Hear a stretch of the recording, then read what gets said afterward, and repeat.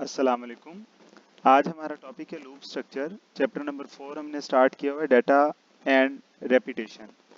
तो अभी रिपीट वाला काम शुरू हो गया कि अगर हम एक स्टेटमेंट को या मोर देन वन स्टेटमेंट को अगर हम रिपीट करवाना चाह रहे हैं तो उसके लिए हम लूप स्ट्रक्चर यूज़ करेंगे।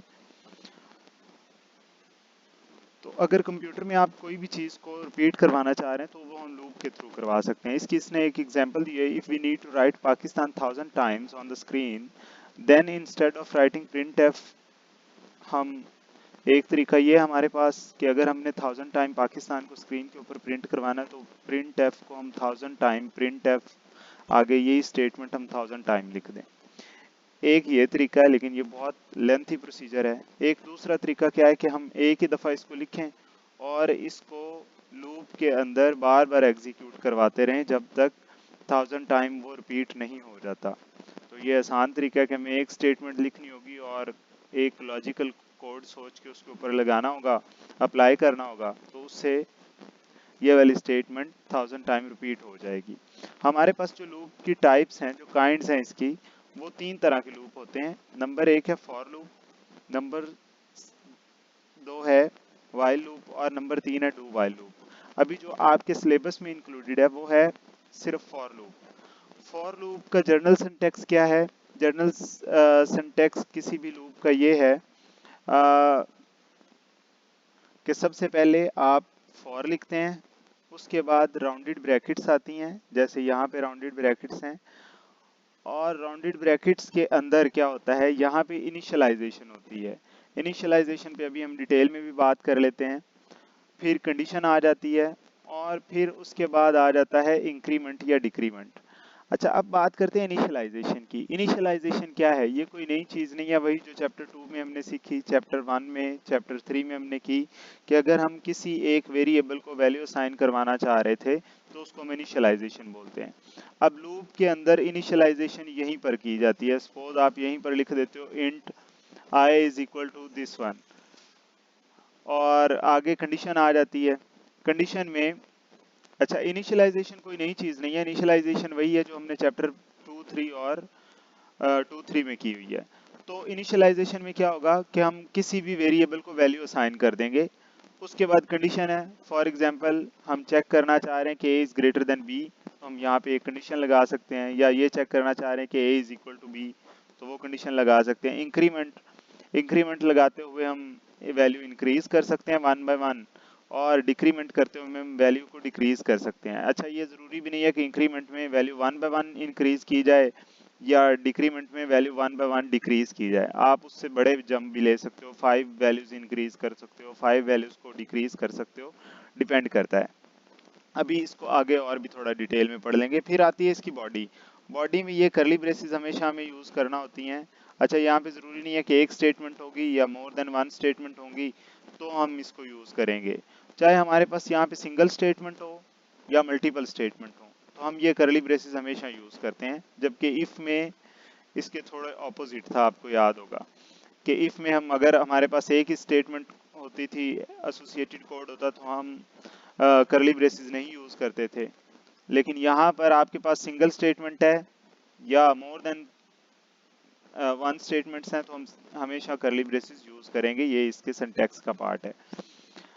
इसके बाद आ जाता है जी इसका फ्लो चार्ट। फ्लो चार्ट में देखें, सबसे पहले आ जाएगा स्टार्ट, कि हम किसी भी चीज़ को स्टार्ट करते हैं, फिर उसके बाद इनिशियलाइजेशन होती है, फिर कंडीशन चेक की जाती है, कंडीशन के बाद जो भी उसका एसोसिएटेड कोड होता है, जो करली ब्रेसेस में अभी हमने पढ़ा, करली ब्रेसेस में जो भी कोड होगा वो एग्जीक्यूट होता है, और फिर वापस आता है इंक्रीमेंट, और इंक्रीमेंट के बाद, अच्छा, इनिशियलाइजेशन बार फिर नहीं होगी, इंक्रीमेंट या डिक्रीमेंट हुआ फिर वो डायरेक्ट कंडीशन को चेक करेगा, और कंडीशन को चेक करने के बाद फिर यहाँ पर, और फिर इंक्रीमेंट या डिक्रीमेंट करेगा, फिर कंडीशन चेक, और इसी तरह ये वाला लूप चलता रहेगा। अब ये प्रॉपर एक लूप बन गया यहाँ से यहाँ तक। तो ये लूप ऐसे ही एग्जीक्यूट होता रहता है। अब तब तक चलता रहेगा जब तक ये वाली कंडीशन फॉल्स नहीं हो जाती। जब ये फॉल्स होगी तो फिर इस बात पे आएगा और इसको स्टॉप कर देगा। इनिशियलाइजेशन उसने यहाँ पर भी बताई है कि इनिशियलाइजेशन क्या है। Initialisation is the first time to be executed in a for loop. ये बड़ा इंपॉर्टेंट पॉइंट है कि इनिशियलाइजेशन सिर्फ एक दफ़ा होती है, एक से ज़्यादा दफ़ा नहीं होती। फॉर एग्जांपल हमें ऊपर एक एग्जांपल इसकी दी हुई थी कि ये वाली ब्लू बॉक्स वाली, मैं इसी एग्जांपल को बता देता हूँ आपको कि अगर हमारे स्पोर्ट्स टीचर हमें कहते हैं कि आपने 10 राउंड्स लेने हैं ट्रैक के, तो हम क्या करेंगे, पहली दफ़ा स्टार्ट करेंगे। अब बार बार तो वो राउंड स्टार्ट नहीं हो रहे, आपने पहला राउंड से स्टार्ट किया, फिर दूसरा होगा, फिर तीसरा होगा, तो इनिशियलाइजेशन यानी कि उसका स्टार्ट हमने एक ही दफ़ा किया है। तो यहाँ पर भी इनिशियलाइजेशन एक दफ़ा होती है। Here we will initialise our counter variable and then move the condition part. पहली दफ़ा इनिशियलाइजेशन होती है और फिर उसके बाद कंडीशन चेक की जाती है कि कंडीशन क्या ट्रू है या फॉल्स है। अब फिर इस पर भी बात हम बाद में डिटेल में करेंगे कि ट्रू होती है तो क्या होता है, फॉल्स होएगी तो क्या होगा। उसके बाद इसका सेकंड पार्ट है कंडीशन वाला। Condition is checked if the if it turns out to be false then we come out the loop। अगर तो कंडीशन फॉल्स हो गई, फॉर एग्जाम्पल यहाँ पे मैं आता हूँ और यहाँ पे पहले इनिशियलाइजेशन हुई, यहाँ पे कंडीशन चेक हुई, कंडीशन फॉल्स हो गई, कंडीशन फॉल्स हुई तो बाकी कोड ये फॉल्स हो गई, फॉल्स हुई तो बाकी वाला कोड एग्जीक्यूट ही नहीं होगा, ना इंक्रीमेंट होगा, ना इसकी बॉडी एग्जीक्यूट होगी, बस यहीं पर कोड खत्म हो जाएगा और वो उसको स्टॉप कर देगा। ओके, थर्ड पे आता है if the condition is true then the body of the loop is executed. अगर कंडीशन ट्रू हो जाती है, मैं इस सारे को रिमूव करके आपको बताता हूँ, ये मैंने रिमूव कर दिया और रिमूव करने के बाद अब देखते हैं कि एक दफा कंडीशन फॉल्स हुई थी, अब कंडीशन ट्रू हुई है, तो क्या अगर ये कंडीशन ट्रू हो गई तो अब फर्स्ट टाइम इंक्रीमेंट या डिक्रीमेंट नहीं होता। ये दोनों पॉइंट आपने ज़हन में रखने हैं। इनिशियलाइजेशन फर्स्ट टाइम होती है, उसके बाद कंडीशन, उसके बाद इसका ये वाला बॉडी पार्ट एग्जीक्यूट होता है, बॉडी पार्ट एग्जीक्यूट होने के बाद फिर यहाँ पे आएगा, इंक्रीमेंट करेगा या डिक्रीमेंट करेगा, फिर कंडीशन चेक होगी, कंडीशन चेक करने के बाद फिर बॉडी की तरफ आ जाएगा। ये लूप है और ये इसी तरह चलता रहेगा जब तक कंडीशन फॉल्स नहीं हो जाती। बस इसमें इतना ही काम है और कुछ नहीं है। अब आते हैं इसके एक कोड की तरफ। ये जो एग्जाम्पल कोड 4.4 है, यहाँ पर उसने क्या किया, ये जो पाकिस्तान है इसको 3 दफा स्क्रीन के ऊपर प्रिंट करवाया हुआ है। अब देखें यहाँ पे प्रिंट एफ एक दफा लिखा हुआ है, एक दफा प्रिंट एफ स्टेटमेंट यूज की गई है और उसको बार बार रिपीट करवाया गया। अब अगर हमें ये समझ आ जाता है ना, तो हमें सारी चीज समझ आ जाएगी कि ये क्या चल रहा है। देखें, सबसे पहले इनिशियलाइजेशन हो रही है, पहले हम लूप को समझ लेते हैं। फॉर, ये वही स्ट्रक्चर है इसका, फॉर, उसके बाद उसके बाद राउंडेड ब्रैकेट्स और फिर करली ब्रेसेस। पहले इनिशियलाइजेशन, उसने कहा int i is equal to 0, एक इनिशियलाइजेशन उसने कर दी, i को वैल्यू उसने 0 असाइन कर दी। उसके बाद ये एक कंडीशन लगी हुई है, कंडीशन को चेक करेंगे और ये इंक्रीमेंट लगा हुआ है। अब इसकी एग्जीक्यूशन देख लेते हैं। पहली दफा यहाँ से एग्जीक्यूशन हुई, उसने बताया i की वैल्यू कितनी है, i की वैल्यू है हमारे पास, i की वैल्यू है 0। अब 0 इनिशियलाइजेशन हो गई, अब क्या होगा, अब कंडीशन चेक होगी, कंडीशन चेक की तो 0 इज लेस देन, यहाँ पे कंडीशन भी लिख लेते हैं, i इज लेस देन 3, तो कंडीशन तो ट्रू है बिकॉज 0 इज लेस देन 3, तो कंडीशन ट्रू है। तो अब क्या होगा, कंडीशन ट्रू है तो यहाँ पर बॉडी में आ जाएगा, बॉडी में कोड आएगा तो इसको प्रिंट करवा देगा, एक दफा ये प्रिंट हो गया। अब बॉडी के बाद मैंने आपको बताया था फिर जाएगा इंक्रीमेंट और डिक्रीमेंट को चेक करेगा। तो पहले i की वैल्यू थी 0, अब i इज इक्वल टू 0 और 0 में 1 नंबर ऐड कर दिया, 1 नंबर ऐड किया तो कितना हो गया, i की वैल्यू अपडेट होके 1 हो गई। जब 1 हुई इसकी वैल्यू, अब क्या होगा, 1 होगी तो फिर कंडीशन को चेक करेगा, तो 1 इज ऑल्सो लेस देन 3, तो condition is true. Now print F क्या करेगा, स्क्रीन के ऊपर फिर एक दफा पाकिस्तान को प्रिंट करवा देगा और फिर नेक्स्ट टाइम यहाँ पे हमारे पास आएगा लूप का वो इंक्रीमेंट या डिक्रीमेंट चेक करेगा, इंक्रीमेंट होएगा तो i की वैल्यू इंक्रीज होगी, i की वैल्यू अभी अपडेट होके हुई थी 1, तो 1 में उसने एक और ऐड कर दिया, एक और ऐड किया तो i की वैल्यू कितनी हो गई, 2 हो गई।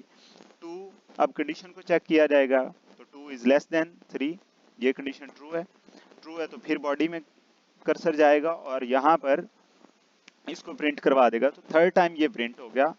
अब i की वैल्यू हमारे पास है अपडेटेड वैल्यू 2, वापस जाएगा यहाँ पर और i की वैल्यू को चेक करेगा। तो i की वैल्यू अभी हमारे पास थी 2 थी, 2 में एक और ऐड कर देगा, 1 ऐड करेगा तो कितना बन गया, 1 ऐड करने से 3 बन गया। तो 3 is less than 3, condition false होगी।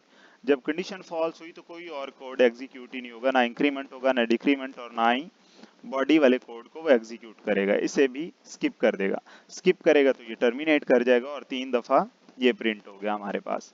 इस तरह से इसकी वर्किंग होती है फॉर लूप की, कि फर्स्ट टाइम इनिशियलाइजेशन होती है, देन कंडीशन चेक की जाती है, और कंडीशन के बाद बॉडी में कर्सर आता है और बॉडी वाली स्टेटमेंट को प्रिंट करवाता है, और फिर जाके इंक्रीमेंट या डिक्रीमेंट को चेक करता है, फिर कंडीशन चेक होती है और फिर बॉडी में आ जाता है। ये आपको स्टेप इसके याद रखने होंगे। ओके, इसके बाद यही इसकी डिस्क्रिप्शन में सारा बताया हुआ है, ये आप एक दफ़ा खुद इसको गो थ्रू कर लीजिएगा। एक और कोड देख लेते हैं प्रोग्रामिंग टाइम 4.3 का। वो कहता है write a program that display the volume from 1 to 10 on the computer screen. वो कहता है 1 से 10 तक वैल्यूज को प्रिंट करवाना है स्क्रीन के ऊपर। 1 से 10 तक वैल्यूज को प्रिंट करवाने का क्या तरीका है, सबसे पहले तो हमें 1 से स्टार्ट करना होगा। 1 से स्टार्ट किया यानी कि हमारी इनिशियल वैल्यू, स्टार्टिंग वैल्यू 1 है, तो यहाँ पे i इज इक्वल टू 1 रख दिया। अब आपका क्वेश्चन ये हो सकता है, आपके माइंड में ये चीज़ आनी भी चाहिए, और अगर आती है तो बहुत अच्छी बात है कि सर यहाँ पे तो हमने i इज इक्वल टू 0 रखा था। तो देखें, जब भी आप कैलकुलेटर ऑन करते हैं या कोई भी आप कैलकुलेशन वाली डिवाइस ऑन करते हैं ना, तो वहाँ पे 0 आ रहा होता है, बिकॉज जो पहली वैल्यू हमारे पास आ रही होती है 0, 0 में आप कुछ भी ऐड करेंगे तो वो ऐड हो जाता है। लेकिन अगर आप 1 में ऐड करेंगे 1, तो वो पहली दफ़ा ही आपकी कैलकुलेशन ख़राब हो जाती है और वहाँ पे अमाउंट में डिफरेंस आ सकता है। इसीलिए जहाँ पे आपने कैलकुलेट करनी होती है चीज़ें, वहाँ पे आप हमेशा 0 रखते हैं किसी भी चीज़ को। अब आगे हम बात कर रहे थे इसकी, यहाँ पे हमने i इज इक्वल टू 1 रख लिया बिकॉज हमारा इनिशियल पॉइंट, स्टार्टिंग वैल्यू हमारी 1 है। अब हम कंडीशन लगा देते हैं कि i is less then 10 because हमें 10 तक वैल्यूज प्रिंट करवानी है। अच्छा, यहाँ पे उसने लेस देन और इक्वल टू भी लिख दिया, लेस देन और इक्वल टू लिख दिया, इसका मतलब ये है कि जो i है, ये वाला जो लूप है वो 10 तक एग्जीक्यूट होगा। अब फर्स्ट टाइम i की वैल्यू कितनी है, 1। उसने कंडीशन चेक की, i इज लेस देन 10, ये कंडीशन ट्रू है, स्क्रीन के ऊपर जाएगा और i को प्रिंट कर देगा, जबकि i की वैल्यू क्या थी, यहाँ से पास हुई, ये थी 1।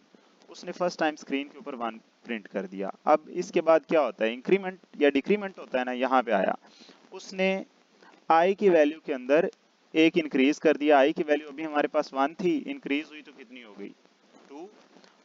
यहाँ पे आया, उसने 2 वैल्यू को इधर पास किया। अब 2 इज लेस देन 10, ये बात भी ठीक है। फिर इधर आएगा, 2 को प्रिंट कर दिया स्क्रीन के ऊपर, फिर वापस जाके इंक्रीमेंट वैल्यू होगी, 2 थी और अब वैल्यू कितनी होगी, 3।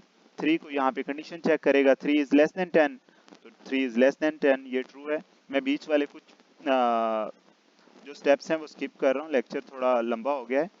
और सपोज हम चले जाते हैं यहाँ पर, इंक्रीमेंट होते होते ये वैल्यू होगी 9 हुई, तो 9 को उसने चेक किया कि 9 is less than or equal to 10, तो कंडीशन ट्रू है।